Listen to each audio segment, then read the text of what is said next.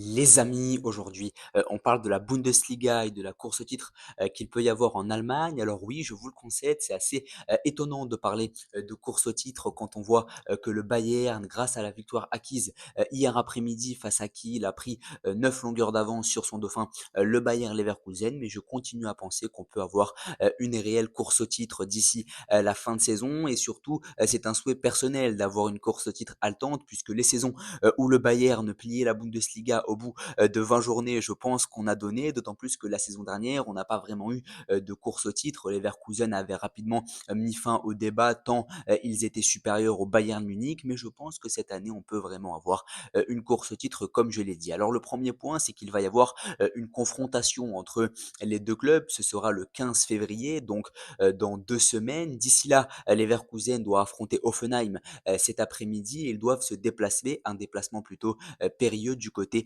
de Wolfsburg la semaine prochaine. Wolfsburg qui réalise tout de même une bonne saison du côté de la Bundesliga, tandis que le Bayern va recevoir le Werder Bremen, une séduisante équipe du Werder qui a accroché le Borussia Dortmund il y a 2 semaines, qui a battu Mayence aussi, c'était vendredi 1-0. Donc il y a quand même une belle équipe du Werder qui pourrait inquiéter le Bayern. Alors quelle est la saison des deux clubs? D'un côté, on a un Bayern Munich qui est bien plus fort que la saison passée. Je rappelle tout de même que le Bayern avait fini troisième de la Bundesliga l'année dernière. Stuttgart leur avait grillé la politesse lors de la dernière journée, mais le Bayern cette saison a repris le sens de la marche en intronisant Vincent Kompany, en recrutant Michael Olise pour renforcer le secteur offensif là aussi. Et on a une équipe qui fonctionne plutôt bien offensivement, meilleure attaque de Bundesliga, une équipe qui fonctionne bien défensivement aussi avec la meilleure arrière-garde du championnat allemand. Mais d'un autre côté, on a une équipe qui est plutôt fragile quand même et c'est assez paradoxal et ça s'est vu hier sur le match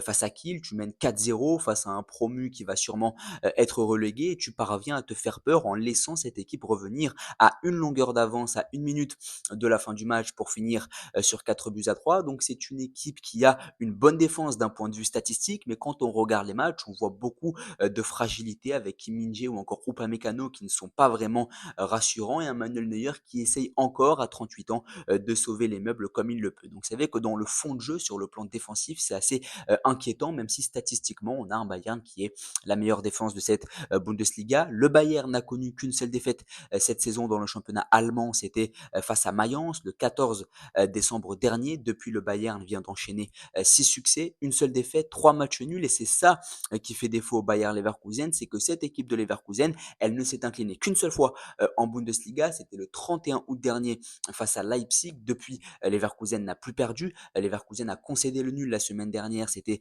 face à Leipzig. Avant ce match nul, il y a eu 8 succès de rang pour Leverkusen, mais je reviens à ce que je disais au début, ce qui fait défaut à Leverkusen, c'est beaucoup trop de matchs nuls, le double des matchs nuls concédés par le Bayern Munich, puisque Leverkusen en a concédé 6, là où le Bayern en a concédé que 3, et c'est ce qui fait que Leverkusen est un peu en retard sur son concurrent direct cette saison, d'où les 9 points de retard évidemment sur le Bayern. D'un point de vue des individualités côté Leverkusen, on a des joueurs qui brillent évidemment cette saison, notamment Florian Wirtz avec 9 buts et 11 passes décisives. L'international allemand est absolument impressionnant. On a un Patrick Schick qui est revenu à un excellent niveau puisque le Tchèque comptabilise 13 buts. Donc on a des individualités toujours aussi fortes du côté du Bayer Leverkusen, mais je pense que l'équipe coachée par Xabi Alonso, elle est moins forte collectivement que la saison passée. Ce qui permet à Xabi Alonso de continuer à être performant, c'est le fait d'avoir pu garder ses meilleurs éléments lors du mercato estival passé, puisque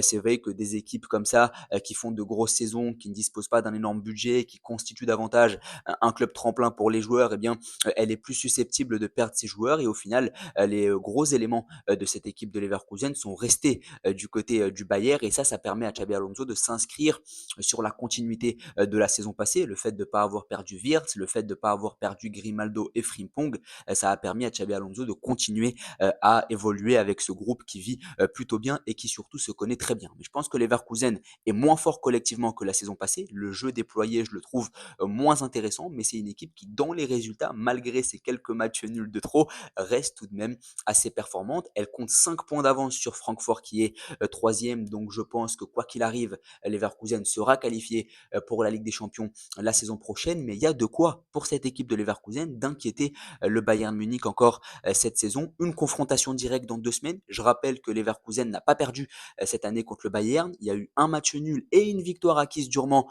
en Coupe d'Allemagne. Donc Leverkusen en confrontation directe a largement de quoi faire plier le Bayern. Puis derrière, si tu t'imposes cet après-midi face à Hoffenheim, tu reviens à 6 points. Si tu t'imposes dans la confrontation directe face au Bayern, tu reviens à 3 points. Et derrière, il suffit de compter sur une ou deux défaites des Bavarois qui sont fragiles défensivement, comme je l'ai dit, pour espérer les titiller quelque peu. C'est ce pourquoi je pense que Leverkusen est tout à fait capable d'inquiéter le Bayern. On a une équipe aussi du Bayern, comme je l'ai dit, qui est fragile défensivement, qui a une Ligue des Champions à disputer, tout comme le Bayern Leverkusen. Le Bayern Munich va avoir un barrage, là où Leverkusen est directement qualifié pour les huitièmes, puisqu'ils sont forts de leur qualité à être arrivés dans le top 8. Donc c'est vrai qu'il va y avoir 2 matchs de plus qui vont peser dans l'organisme des joueurs du Bayern. En tout cas, même si le Bayern compte 9 points d'avance sur Leverkusen, je crois tout à fait que Leverkusen peut revenir sur leurs concurrents. Et en plus, c'est un peu filmique, c'est-à-dire que c'est un peu une série, c'est un peu la saison 2 de ce choc entre le Bayern et Leverkusen. L'an dernier, c'est Leverkusen qui avait mis fin